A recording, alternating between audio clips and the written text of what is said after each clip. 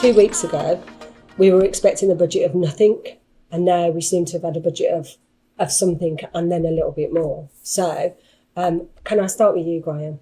Because obviously the first announcement that he made was obviously key to your business in terms of the cut in fuel duty.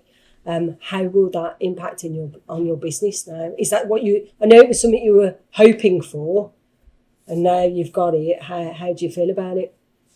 Underwhelmed, because I think looking at the rising fuel where we've gone anywhere between 18 and 25% increase, all he's given us back is the windfall he's getting on the VAT at the moment. Yeah. So the 5% pretty much covers, or is covered by the Treasury. So I don't think he's given very much at all. What did you want? What would you have been happy with? I think he should have made a 10% cut in VAT on fuel, and then at least that would have gone a bit further. If you look at the pumps and diesel prices, most transport companies pretty much went from Friday to Monday from profit to loss, and he hasn't addressed all of that. Right. And the reality is your transport costs is 10-12% of most goods, so it's going to feed straight the way through to everybody. There's probably 1%, 1.5% of inflation just on the fuel increases coming at everybody through transport costs, which will knock onto goods, and he's just not addressed it. What's your obviously fuel will be a big cost to your business, and what did you say? It's 30%. Nearly 30% of our expenditure. Yeah. Have you been able to pass that on to your clients? Most of them have now accepted adjustments to clauses, but for April, got one or two that are pushing back to May. So we've had the whole of March and parts of April for some customers where we haven't been able to pass anything on. Yeah. So we literally went from the Friday before the big increase, we were making money, to the Monday we were losing money. There's a lot, when we're talking about business generally, obviously there's the fuel, particularly in your business, but in a lot of sectors where they're relying on transport, you've also got supply chain issues. We've been talking generally around the table about people and the cost of people. So Nick, we've talked to you about the people that you employ and the costs of those people. You were hoping for a bit more, weren't you? Yeah, there doesn't seem very much assistance there to me to employ more people. I think we've got the capacity to maybe take one or two apprenticeships every year, and it doesn't sort of make me want to take any more on at the minute. He did talk about the apprenticeship levy, but he didn't say how he was going to change it. No. And again, this is the thing about the budget speech. You only get you don't get all the detail. No, you don't. No. So he didn't say how he would amend that. Have you used the apprentice levy? Have you been taking advantage? Yeah, we use it now. We're with we've got an apprentice on at Salford University at the minute. He's doing very well. I'm not going to make any comment. They don't offer real estate. And that's working well, and there is help and assistance there, but I just think he needs to do a little bit more. And a bugbear for me is, you see a lot of degree students coming out now that I don't think really need to go to university either. I think the apprenticeship scheme for us as a business has worked really well. We've had 5 apprenticeships go through. Our oldest apprenticeship is still with us, or apprentice was still with us, and he's been there now 15 years. Okay. Whereas I've had some degree students come in and they tend to be a bit more flighty and have gone within 3 to 5 years, so they've not stayed as long as the guys and the girls who we get at 18 compared to 21. So there is that we get it sometimes where we think that maybe there's a sense of entitlement with grads rather than the guys that come in from school leavers. maybe, yeah. Obviously that's something that Yeah, that is if you like, a hot debate at the moment in terms of what is the expectation of a graduate. I mean, from my point of view, there is a rite of passage to education. I think education is not necessarily just for employment, it pervades into other facts of life as well. Statistically, if you've been to university, you're less likely to commit crime. You're less likely to be a burden on the NHS. You're less likely to, claim benefits. So I understand from your point of view that all you see in your business, you want to see people coming in well prepared, willing to put the work in and so on, and stay with the company. Okay, but from our point of view, we want to educate the young people. We want to give them an opportunity, and I think there is that difference. Now, one of the things he mentioned was that the apprenticeship scheme or the levy's not working, and we're going to look into that. He's not given any details of that. It's not working because even on the apprenticeship scheme, people are aspirational. Let's not forget, we all have children. We want our children to go to university, but yet we say, university is not right and so on. So I think you can still have an apprenticeship scheme and you can still go to university. You can have both. And I think personally, the way, if the government was to frame that properly, make that attractive, I think, we might see a slight different attitude. You are right. A lot of the graduates have this entitlement, perception to say, I'm a graduate now, I should be earning and so on. But reality is very different, and I think it's up to us to work together to instill that belief, to say, even though you've got a degree, you've got to start somewhere in the company and prove yourself. And I think that's part of life. Some of the school leavers that I speak to, obviously, when I was going to university, it was different. There were less people going to university. You went because the type of course that you were doing. So I did law because ultimately you couldn't go into law at that point unless you'd got a university degree. That has obviously changed, where you can do it by virtue of an apprenticeship now. So I think there's, if my daughter didn't want to go to university, but she wanted to be a lawyer, I think it's very much personality driven. It should be personality driven. It shouldn't just be a fait accompli that certain kids go to university, or everybody has to go to university.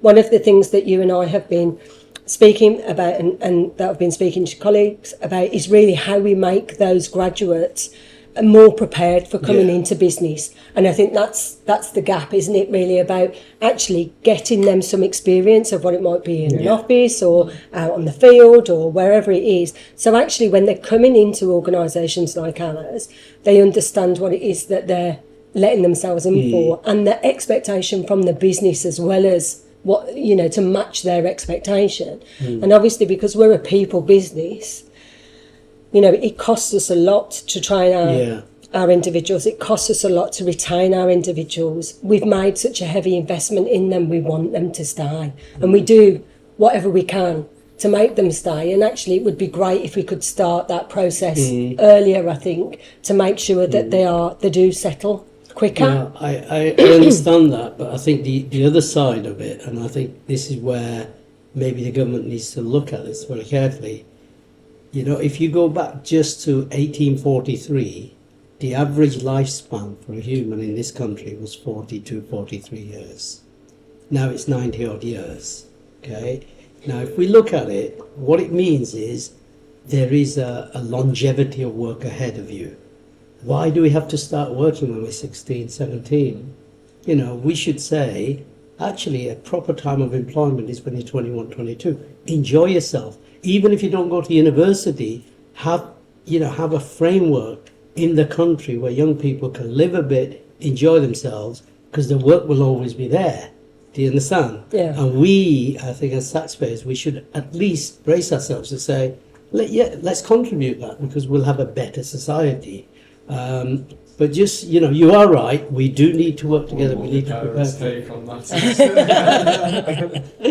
I think that sounds like a good idea to me. I'm not. And that's what university does, isn't it? It gives you that facet of supposedly learning for your career, but also you're away from your parents and you're living and you're doing all the things that they don't want to hear.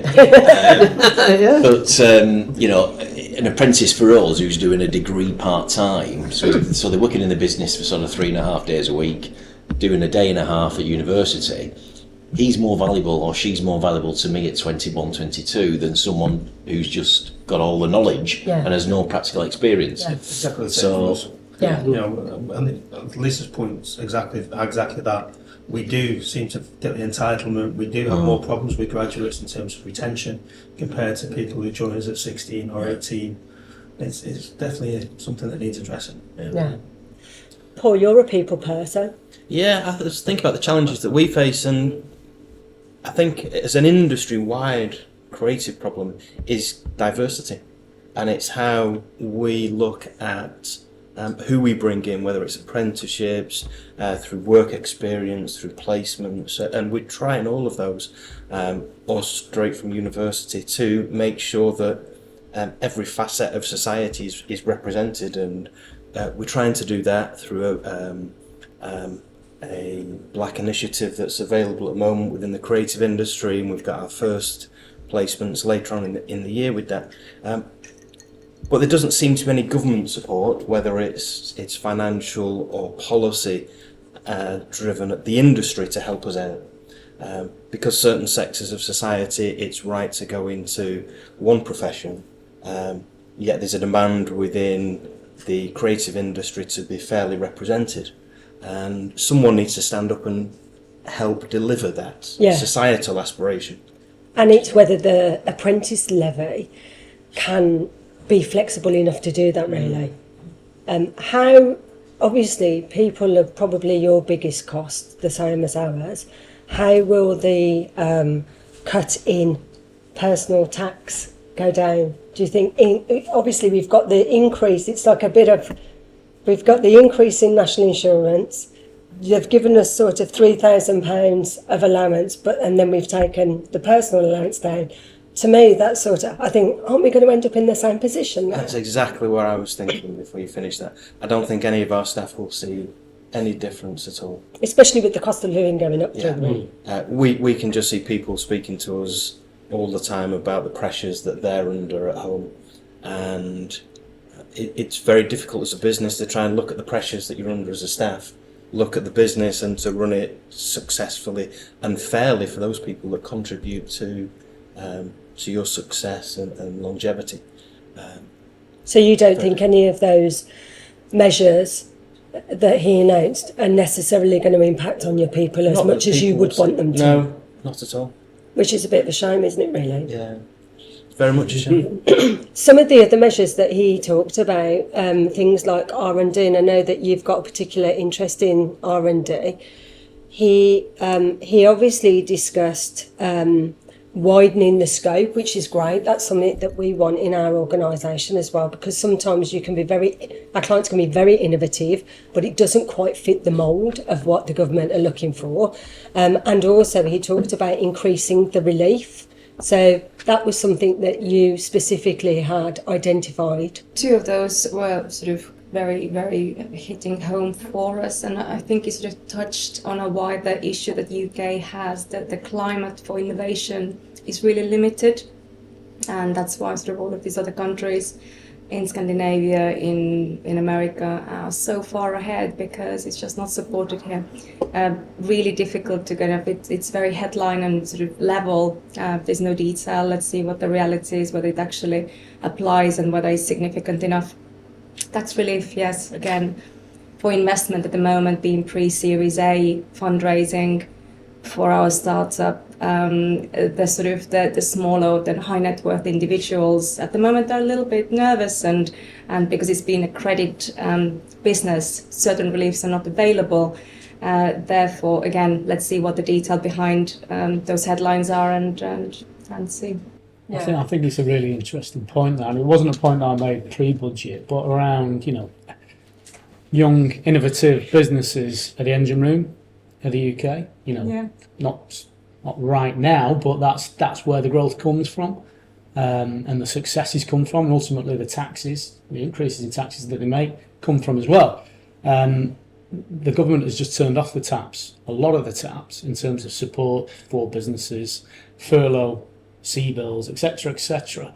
So the lending isn't there and the support isn't there. So they've got to encourage high net worth money, private money into early stage businesses, and there was none of that in this budget at all. They should have relaxed the release, extended the release, whichever way it needs to do to encourage people, because we talk about the last 2 years lockdown. It's not been good. It's not been great mentally. Some people have actually saved money. Some people have underspent during that period. Not everybody, in a lot of different industries in particular. Retail, the restaurants like we're in today have suffered, but other people have sat on cash and accumulated cash. And you need to get that out of them and into that engine room, which is where the innovation is. And that's not happened. I mean, one rule in particular, because that's where my skill set was for the last 6 years, working at Seneca under EIS and VCT, investing. There's a 7-year rule there where you're not allowed to invest unless there's certain loopholes into businesses that are more than 7 years old. Well, what's happened over the last 7 years?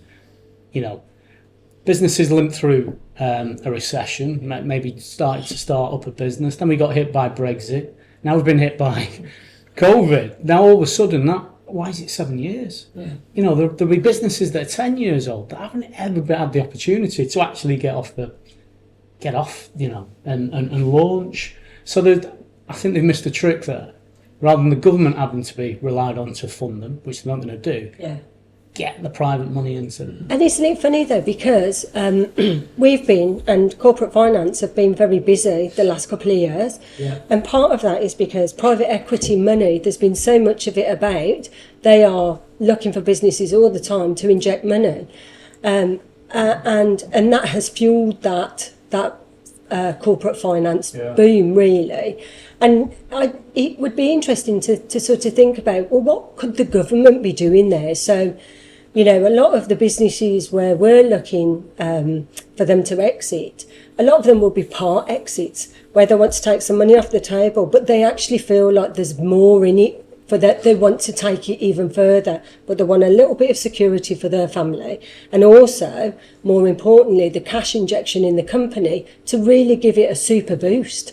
So why is that? Is that the private equity money is doing that already? How could the government be better at maybe supporting certainly businesses that maybe are smaller or in different sectors that aren't as sexy to private equity? How could the government step in there with tax reliefs or innovation? But that's exactly it. I think private equity funds are never going to go into that early stage arena. They just aren't. That's not what the mandate is. It's profitable businesses, take them on to the next level.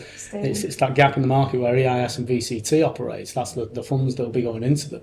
And whilst the tax breaks in there are fairly generous, make them more generous. Yeah, and make it apply to all types of businesses. Yeah, exactly. Don't exclude any. Don't put an age on it. Don't put an age limit on it. For a start, it's easy. Rules are tightening rather than getting better. Yeah, I mean it's crazy. I mean the age limit's just a made up figure anyway. 7 years. Why should a business that's 7 years It is. old It's crazy.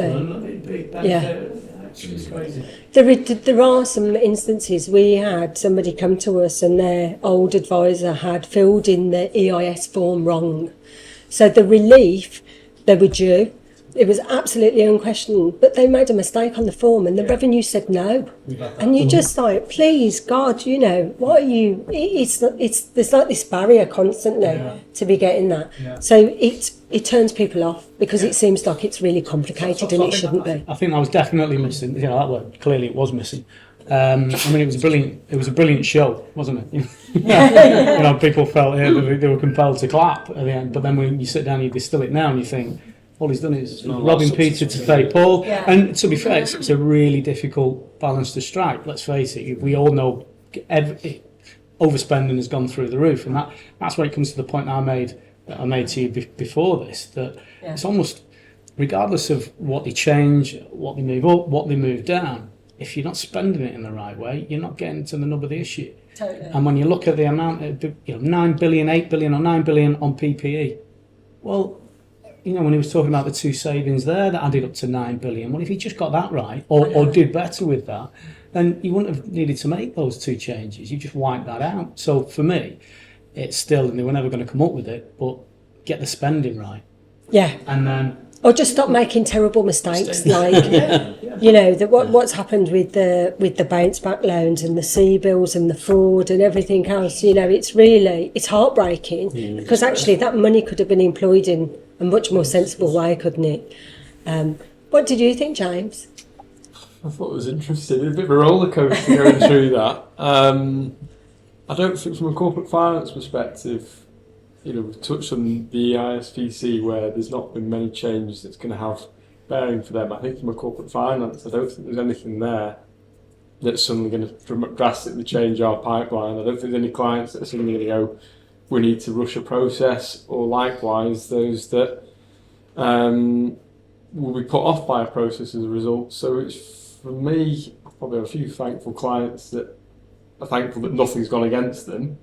But overall, I don't think there was, you say, there's a lot of net nils there. I think once we actually get our paychecks and things and say, right, that was the difference.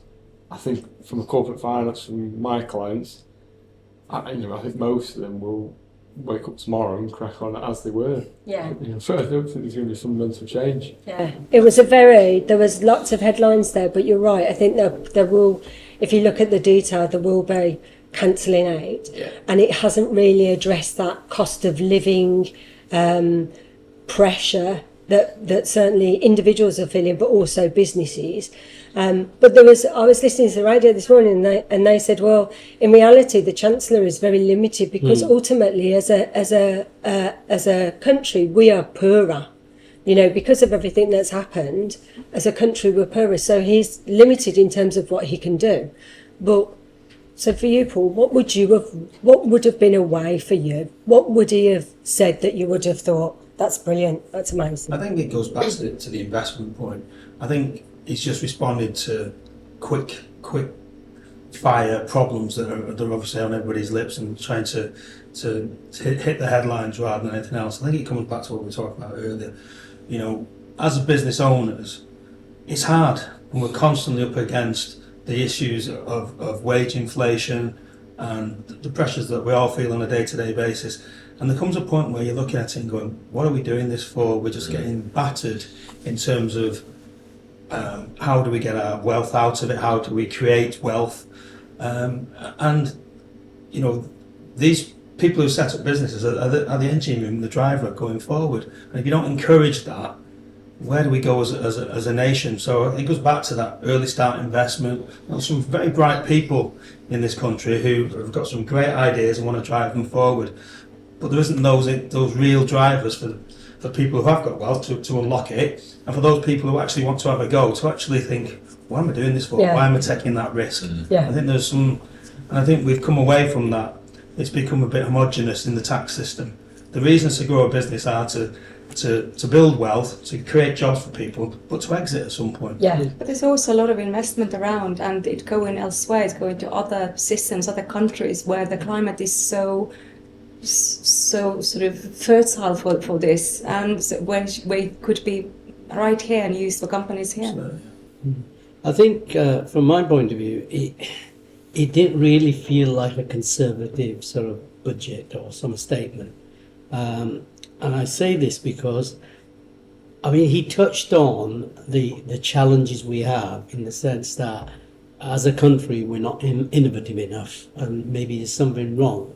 But he's not offered anything for businesses to drive that innovation.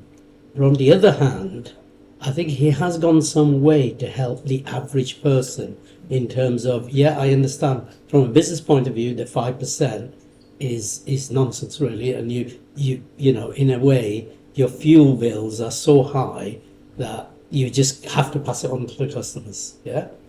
But to the average person filling up, they're going to feel a couple of pounds lighter in their pocket, in the sense that at least it's coming back into their pocket.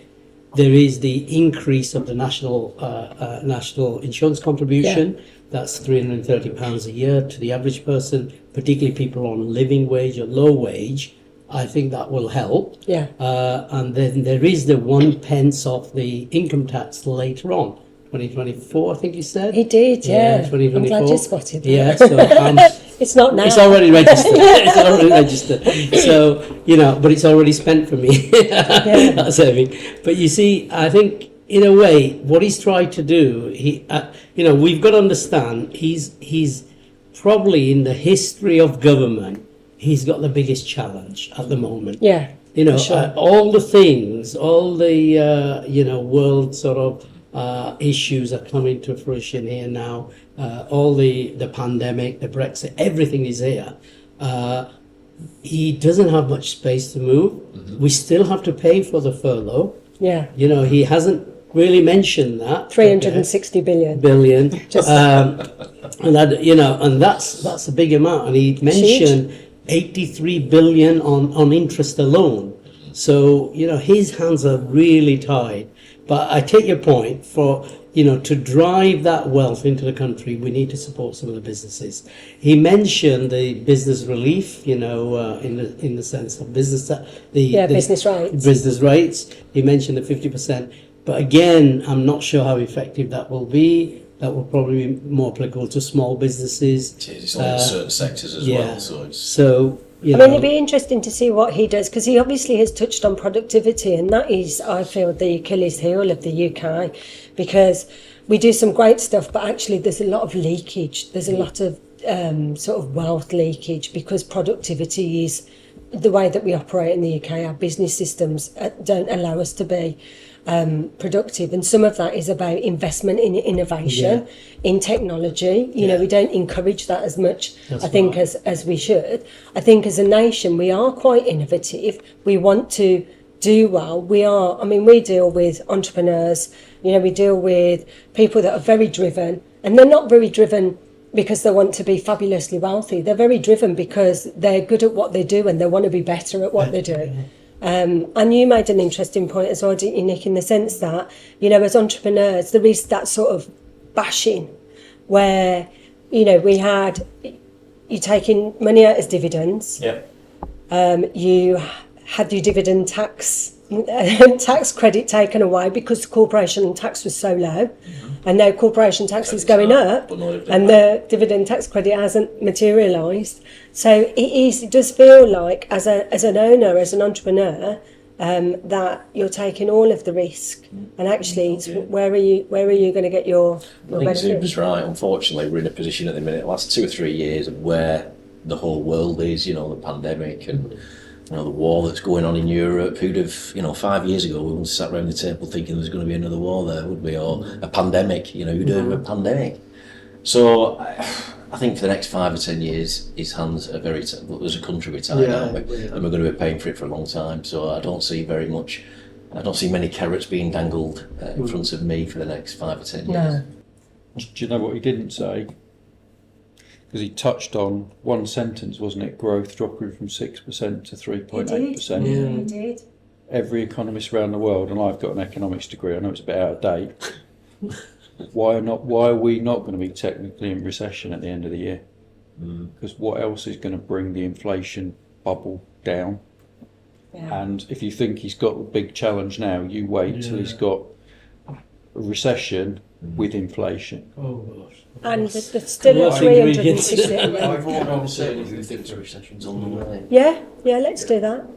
Sorry. Do you want to swap? No, you carry on. No, but that's a really interesting point, because Nick wants us to have a little vote about who thinks we're going to be in recession at the end of the year. I think we are. I'm not sure that it'll be at the end of the year, but I think it's going to It'll be second quarter next year. I'm pretty sure growth will have tailed to zero and below by Christmas. Yeah, I think the inflation will subsume everything, and I think we will lose. The governor of the Fed thinks so. How will it affect your business? You know, being creative and marketing and spending of that nature tends to suffer in a downturn. Yeah, I mean, lots of our clients are in the consumer sector. A lot are in the alcohol sector. So Does that go up in recession? it's you know, during the last 18 months there's been a lot more. Yeah, people are As we've been sitting in at home. lockdown. Maybe alcohol. But it's interesting when you bring Russia into the equation again, and how the markets will change, particularly in the drink sector, where the vodka might be cut down on. Is there going to be a surge in champagne consumption, or wine, or something else, or whiskey to replace that? Or actually it's just the duties and tariffs that we will start imposing on each other just restrict trade completely. So depending on how we react to the sanctions that have to be in place, I think in my opinion, we could be significantly impacted by We will. political It's influence. already happening. For example, whiskey industry, 30% of all of the wheat comes from Russia, Ukraine. So therefore prices, even those sort of, let's say, Scottish companies who are buying from Scotland, the prices have already gone up as a result of it because there's a huge shortage. Yeah. So A lot of the projects that we have are long-term redesigns or realignments of brands, of sub-brands. So we can trade through certain periods. So for COVID, for example, we're lucky that we had lots of projects that were on perhaps 18-month turnarounds. But in the end, those do come to an end. And now's the time when you look at new projects to replace those. Well, Very difficult to one of the forecast. other things, he mentioned something about, giving opportunity for people to fund MBAs. Yes. Yeah. Now, what's happening at the moment, there's the Higher Education Reform Act. I'm not sure whether you're aware. The Department of Education released a consultation. They want to reform higher education. And the issue we have as a country at the moment is on the student loan company, this is the tuition fee debt that the students take when they go to university. 60% of the student loan debt is never fully repaid. And the reason why it's not repaid is a number of graduates don't actually earn enough over the 30-year lifespan when they have to pay after they start earning 27 to 50 upwards from there. So there are several things in the Reform Act, and one of the things I think they want to do is they want to push certain qualifications towards employers. So degree qualification is level 4 first year, level 5 second year, level 6 final year, and they really want to push these HTQs, higher technical qualifications, more towards employers and more for employers to partner with colleges. And the simple reason is the college funding is about half university funding. So I can see they're trying to save money. The other thing they're going to do is when you take on a student loan now, or from 2024, it will be, if this act goes through, it will be paid across 40 years and not 30. Okay? And also the threshold will come down from 27,250 to 25. So more people will be repaying it back, in that sense. But it's funny, he mentioned the MBA, but he's not given any detail how he's going to fund this. Can I ask you a question on that, Liz? Will that happen in Wales and Scotland? Because the way I see it, we've got a two-tier system in the minute, in that all the English students do have to pay this debt, and yet everyone else in the UK is getting away with it. So I think Scotland is completely out of it. Yeah. Scotland's completely out of it. Wales, I'm not sure. I think They stay in their own country. They still get free Yeah. education. Free tuition. So Yeah, Which is just seems it's very inequitable, unfair. really, It is. isn't it? Very It is inequitable. very. So just to finish off, so if I just go round the table, I'm just going to ask you what you thought was good about the budget, and actually when you're leaving today, has it materially made a difference to you and your business? Graham. I knew you were going to do that. I like the NIC at the bottom end. That all makes sense, and that is common sense. Yes, the fuel duty goes some way. It's not going to affect businesses that are fuel heavy substantially, and let's see what some of these reliefs really mean. It's the devil's in the detail, it always is. Indeed. Do I think he's done the right thing? No. But I think what he didn't say was he can see a recession round the corner, so he can see all his incomes and everything else diving off a cliff, which is why he's not giving it away now. Yeah. What about you, John? It's not going to affect me very much personally or as a business either. With us at Patalia, I mentioned the early stage stuff and I mentioned the PE stuff. We kind of sit in between. So kind of when the going's good in the economy, there'll be good businesses for us to invest in. We see opportunity as well when the economy's in a little bit of dislocation as well. It was a good show. I mentioned earlier, the delivery was fantastic. Everybody was up was up, but I think fundamentally it was he was robbing Peter to pay Paul, but his hands are tied. So what else could he do other than, like I said, invest or compel people or encourage more private money to go into those earlier stage businesses? What about you, James? Similar to John's in an industry perspective, I don't think it's going to affect my day-to-day role in the short to medium term. I think potential recession around the corner, that could have a bit more of an impact on me. I think he's touched on a few taxes that haven't been touched on for many years, and that's quite interesting because it's there showing a little bit of bravery on, well, what's round the corner. If he's going to go after these taxes, even in a small way with the income tax, what else could he go after? I think maybe that's a good sign for what could come round the corner in terms of the economy. But ultimately, I'd say a lot of my day-to-day and in the short term is going to be not impacted by this. Yeah. What about you, Paul? I think it was a consumer short-term band-aid. I think you just looked at what's going on in the street and tried to help the man in the street. Has it affected us as a business, or I think it's very little bit. I think it's just pushing the beer around the plate and putting it in different ways. Yeah. Nick? I think what everyone else said so far, really. Some great theatre to watch. It was probably the most exciting delivery and budget I've seen for a few years. I must admit, great audition for PM. As we said before, let's hope he gets it. Other than that, it's not going to affect me. Business as usual. Business as usual, I think. For us, yeah. Okay. Melee? I think it was a bit of a campaign speech, a lot of optics. Let's see the detail. Yeah.